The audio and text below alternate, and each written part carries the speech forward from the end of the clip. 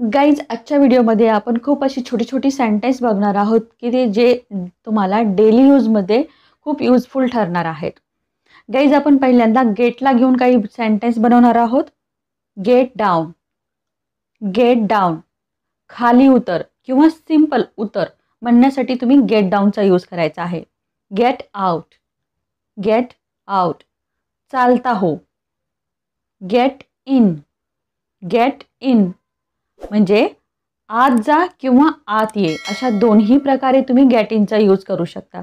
जर गाडीमध्ये वगैरे बसायचं असेल तर त्यावेळेस तुम्ही म्हणा की सिंपल गेट इन असं म्हणा, की गेट इन असं म्हणा. आणि जर तुम्हाला सिंपल घरामध्ये म्हणायचं असेल तर प्लीज गेट इन असं पण तुम्ही त्याला बोलू शकता. गेट रेडी, गेट रेडी, तयार हो. Gate me of, gate me of म्हणजे मला उतरव. तुम्ही समजा गाडीवर चालला आहात तर तुम्हाला म्हणायचं आहे की मला तुम्ही इथे उतरव, अशा पर्टिक्युलर ठिकाणी मला उतरव असं तुम्हाला म्हणायचं आहे. त्याला सिंपल म्हणा की please get me off here किंवा get me off this place, अशा प्रकारे तुम्ही बोलू शकता. गाईज, आता आपण गेटचं बघितलं. अशाच प्रकारे तुम्हाला गेटचे खूप सारे सेंटेन्स बनवायचे आहेत आणि ते डेली यूजमध्ये बोलण्याचा प्रयत्न करायचा आहे.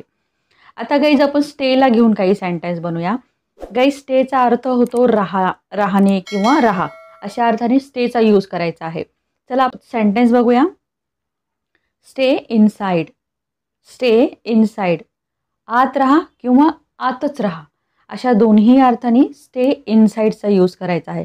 तुम्ही कशा प्रकारे ते कोणाला बोलता त्याच्यावर ते पूर्णपणे अवलंबून आहे की ते आत राहा म्हणायचं आहे किंवा आतच राहा म्हणायचं आहे. स्टे सेफ, स्टे सेफ, सुरक्षित रहा. स्टे हेल्दी, स्टे हेल्दी, निरोगी रहा. स्टे स्ट्रॉंग, स्टे स्ट्रॉंग, मजबूत रहा. स्टे हॅपी, स्टे हॅपी, आनंदी रहा. स्टे यंग, स्टे यंग, तरुण रहा. आय होप गाईज तुम्हाला समजलं असेल की स्टेला घेऊन कशा प्रकारे तुम्ही सेंटेन्स बनवायचे आहेत. जे काही तुम्हाला माहीत असेल ते स्टेला घेऊन अजून सेंटेन्स बरेच माहीत असतील किंवा तुम्हाला बनवता येत असतील तर तुम्ही ती सगळी सेंटेन्स बनवा आणि हे सेंटेन्स बोलण्याचा प्रयत्न करा. गाईज, आता बघूया आपण in front of. In front of पासून आपण कशी सेंटेन्स बनवायची जी की आपण डेली यूजमध्ये यूज करणार आहोत. गाईज, इन फ्रंट ऑफ याचा मराठीचा अर्थ होतो च्या समोर, म्हणजे एखाद्याच्या समोर किंवा एखाद्या गोष्टीच्या समोर किंवा कोणी पण व्यक्ती असेल च्या समोर, अशा अर्थाने इन फ्रंट ऑफचा यूज तुम्हाला करायचा आहे. चला गाईज, आपण काही छोटी छोटी सेंटेन्स बघूया जे की तुम्हाला खूप युजफुल ठरणार आहेत. In front of me, in front of me म्हणजे माझ्यासमोर. In front of us, in front of us, आमच्यासमोर किंवा आपल्यासमोर. In front of them, in front of them, त्यांच्यासमोर. देम म्हणजे अनेक लोक असतात म्हणून त्यांच्यासमोर असं म्हणायचं आहे. In front of teacher, in front of teacher, शिक्षकासमोर. In front of friends, in front of friends, मित्रांसमोर. In front of other, in front of other म्हणजे दुसऱ्यांसमोर. आपण बऱ्याचदा मुलांना म्हणतो ना दुसऱ्यासमोर काय बोललं, त्यावेळेस सिंपल इन फ्रंट ऑफ अदरचा यूज तुम्ही करू शकता. In front of someone, in front of someone, एखाद्याच्या किंवा कोणाच्या तरी समोर. समवन म्हणजे एखादा कोणीतरी, तो असू शकतो, कोणीही असू शकतो, म्हणून इन कोणाच्या तरी किंवा एखाद्याच्या समोर असा याचा अर्थ काढायचा आहे. आय होप गाईज तुम्हाला आता इन फ्रंट ऑफला घेऊन तुम्ही बरेच काही बनवू शकता. In front of school, in front of काहीही घेऊन तुम्ही बनवू शकता. जे आहे तुम्हाला चांगल्या प्रकारे लक्षात आलं असेल की आपण कसं यूज करायचं आहे. चला गाईज, आपण नेक्स्ट बघूया. कीपला घेऊन आपण काही सेंटेन्स बनवूया. कीपचा अर्थ होतो ठेवणे. आता यालाच घेऊन आपल्याला सेंटेन्स बनवायचा आहे. Keep it that, keep it that, ते ठेव किंवा ते ठेवा. Keep it this, keep it this, हे ठेव किंवा हे ठेवा.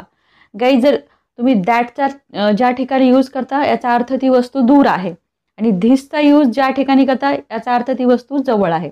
या अर्थाने दॅट आणि धिसचा तुम्हाला यूज करायचा आहे. Keep it there, keep it there, तिथे ठेव किंवा तिथे ठेवा.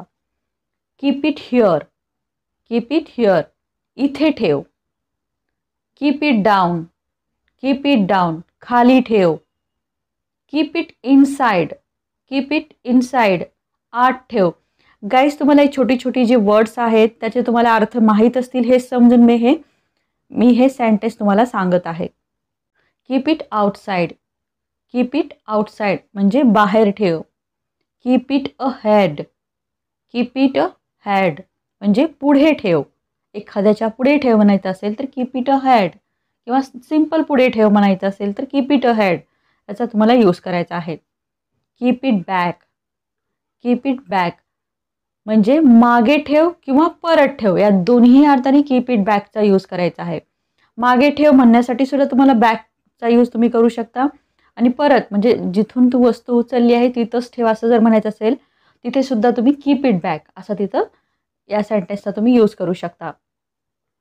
आता गाईज आपला नेक्स्ट आहे टुवर्ड्स. टुवर्ड्सचा मराठीत अर्थ होतो एखाद्याच्या दिशेने, म्हणजे कोणाच्या तरी दिशेने, याचा अर्थाने टुवर्ड्सचा तुम्हाला यूज करायचा आहे. चला आपण सेंटेन्स बघूया. टुवर्ड्स अस, टुवर्ड्स अस म्हणजे आमच्याकडे किंवा आमच्या दिशेने. टुवर्ड्स हिज, टुवर्ड्स हिज त्याच्या दिशेने. टुवर्ड्स स्कूल, टुवर्ड्स स्कूल स्कूलच्या दिशेने. Towards your house, towards your house म्हणजे तुमच्या घराच्या दिशेने. तो कुठे गेला आहे, टुवर्ड्स युअर हाऊस, तो तुमच्या म्हणजे त्याला समजेल किंवा तो माझ्या घराच्या दिशेने गेलेला आहे असं म्हणत.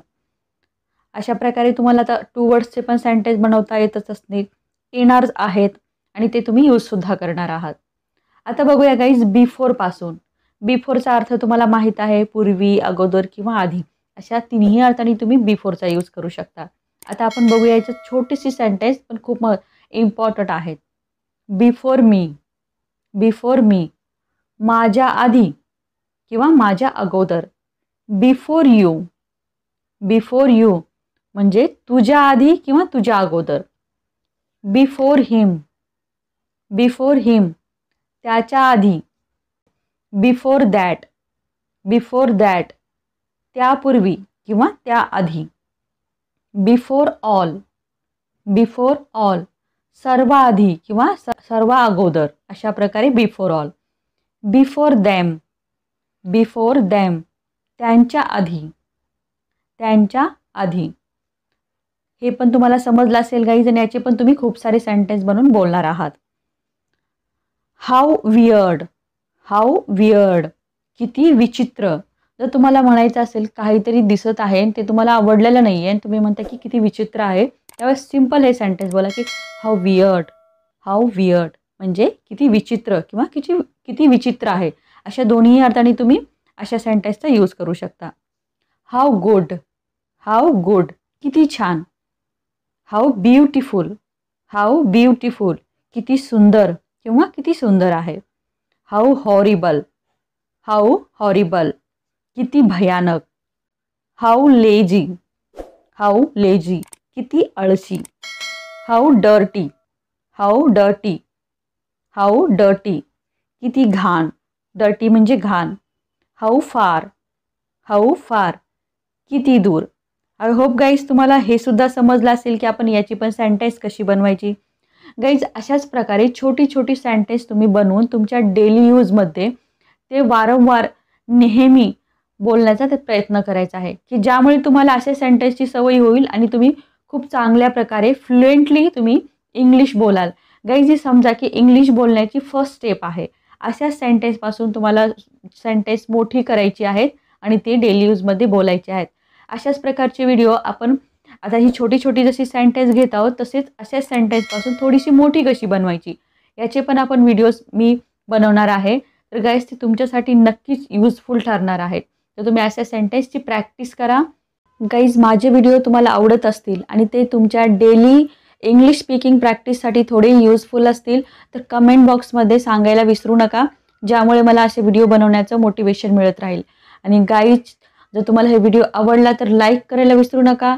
आणि अशाच प्रकारच्या व्हिडिओची ज्यांना खूप गरज आहे, ज्यांना खूप चांगल्या प्रकारे इंग्लिश शिकायचे आहे, अशांसोबत शेअर करायला सुद्धा विसरू नका. चॅनलवर नवीन असाल तर सबस्क्राईब जरूर करा, ज्यामुळे तुम्हाला प्रत्येक नवीन व्हिडिओचं नोटिफिकेशन मिळत राहील.